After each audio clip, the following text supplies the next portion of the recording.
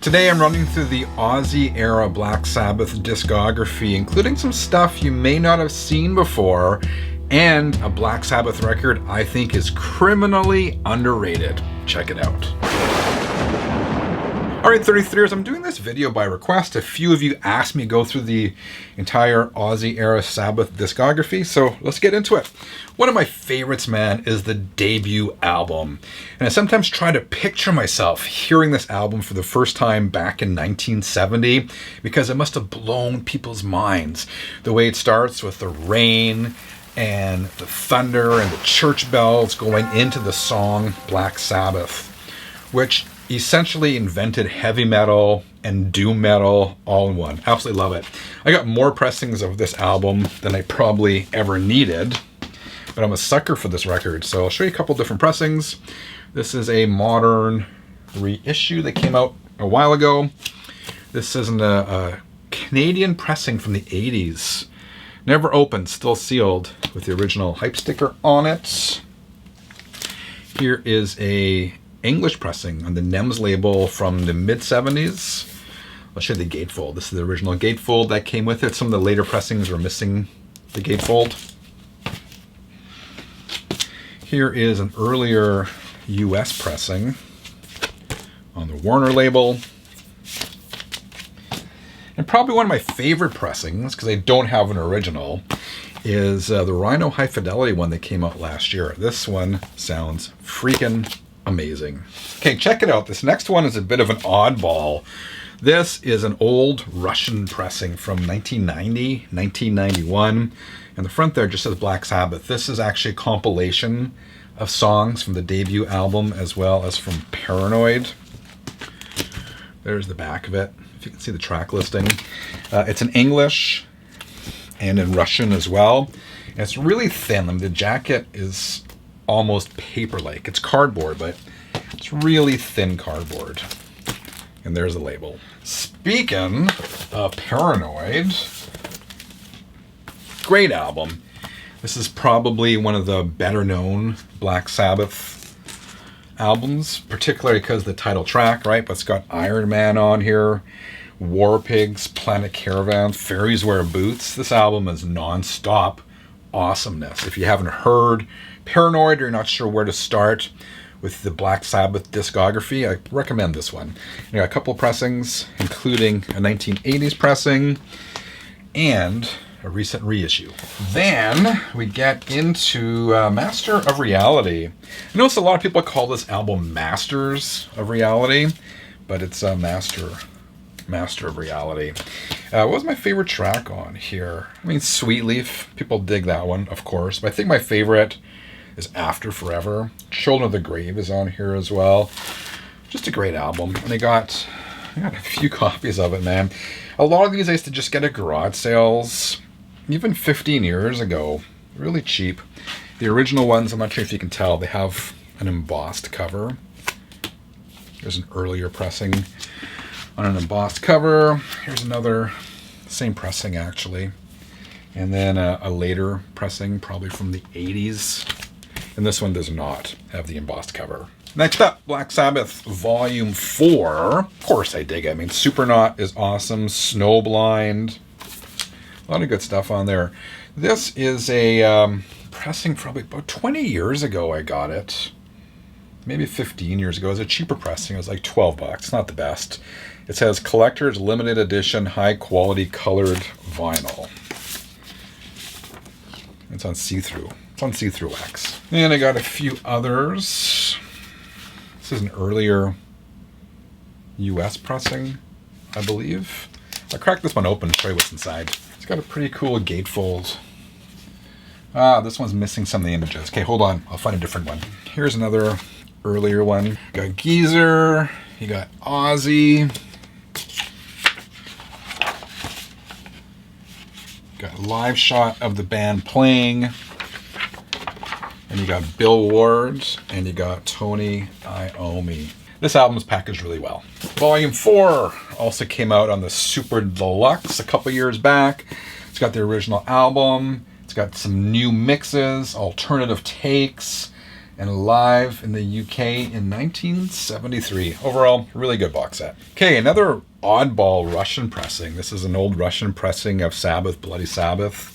Fantastic record. The Russian pressings of that time honestly don't sound great, but they're almost like these quirky historical pieces because these were issued just as communism was falling in the USSR. So I don't know, it's kind of a time capsule. Then I got a couple different pressings of Sabbath Bloody Sabbath, including this one, which I believe, without looking it up, but looking at the labels, from the 80s, and this one here, which is from the 1970s. Okay, then we get into this one, man. I do not have an original or even an older pressing of this one, which I've been hunting for a while.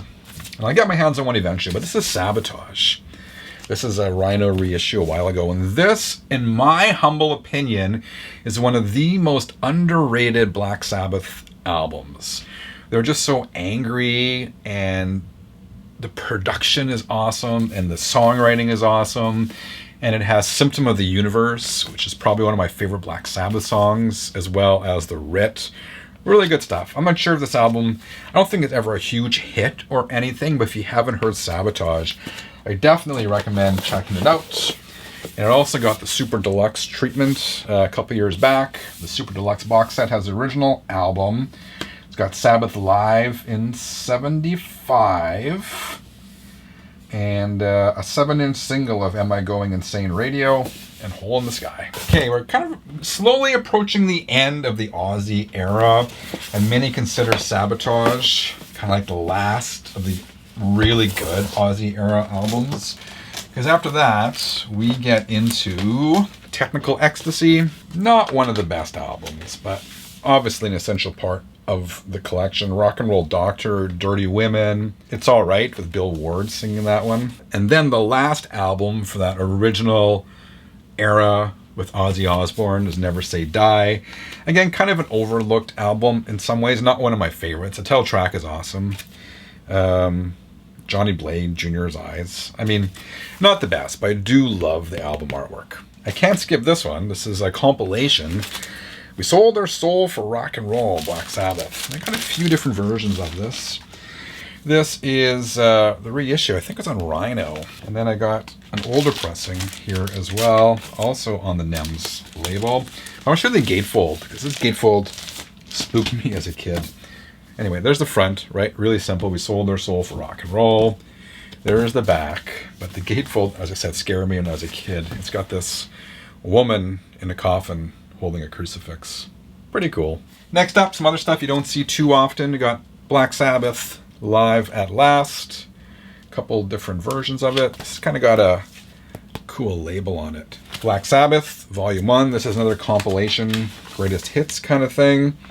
This has got songs from the earlier albums, Paranoid, Sleeping Village, Warning, Evil Woman, Iron Man, Wizard, Behind the Wall of Sleep, NIB. I gotta change the inner sleeves on some of these. This is an old paper inner sleeve, but I just want to show you the label. This is a label I don't see too often, but it's WWA.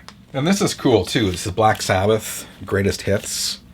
Cool artwork, man. I've always dug this artwork. There's just so much weird stuff going on there. And again, this one's on the NEMS label. Then I got a bunch of non-Ozzy stuff here, right? Like Live Evil, all the Dio stuff, all the Ray Gillen stuff, all the Tony Martin stuff. And I kind of fast forward a bit. Here's an oddball one. Look at this one. Have you seen this before? This is the best of Black Sabbath. 32 digitally remastered tracks, because digital remastering was a big deal at one point.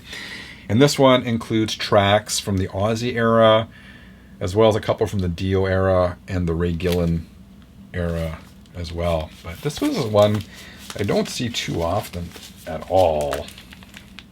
It's got the records, it's got liner notes.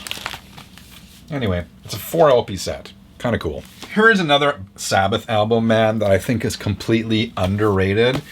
This was the Reunion Studio Album 13, produced by Rick Rubin. 2 LP set. I don't know why this doesn't get talked about much. And even Black Sabbath. I've read interviews, I think, with Geezer, who's saying he didn't really love this album, man, but I think it's really good. If you haven't heard 13, well worth checking out. Then, a bunch of compilations and live stuff, including Black Sabbath, The End, live in Birmingham, February 2017. Another really good live album. Past Lives, a bunch of vintage, older live stuff with the original band members. And I think, correct me if I'm wrong, I believe the Live at Last album was remastered and put on this one as well. But I could be wrong about that. I know Live at Last was reissued on one of these. Maybe it was on the Sabotage box set. Then you get into Black Sabbath, the Ultimate Collection. I'm not going to open this one because it opens up this huge cross. But again, it's kind of like a greatest hits spread over multiple albums of the Ozzy-era stuff. I'm trying to limit what I show you in this video because there's so much I could show you, but here's a deluxe version of Paranoid that came out on CD several years back. And man, there's a lot. These were done really well, and the bonus content is really good. It includes, this is a 3-disc set. Includes the quadraphonic mix of the album, as well as bonus tracks, including instrumental versions of War Pigs, alternative version of Paranoid, Planet Caravan, instrumental version of Iron Man, a bunch of other stuff. Really well done. Same as with the deluxe version of Master of Reality, including a bunch of outtakes and kind of rare versions on the 2-disc set. Got the Reunion CD from the 90s. Got the Nativity in Black tribute to Black Sabbath, which is done really well. And this odd one, which I bought when we were in Mexico a while back. Grand Hits Black Sabbath. And I never even opened this one. Looking at it, it's got 6 tracks, including Black Sabbath, The Wizard, Wasp Behind the Wall, Sleep, NIB, Wicked World, and Sleeping Village Warning. So it's essentially the debut album. So there you go, quick rundown of the Black Sabbath discography. There's some more CDs I could show you, but I'm gonna kind of limit myself because I could go on talking forever. All right, 33ers, what is your favorite Ozzy-era Black Sabbath album? Let me know in the comments below. Remember to subscribe for more music-related content. Until next time, keep on spinning.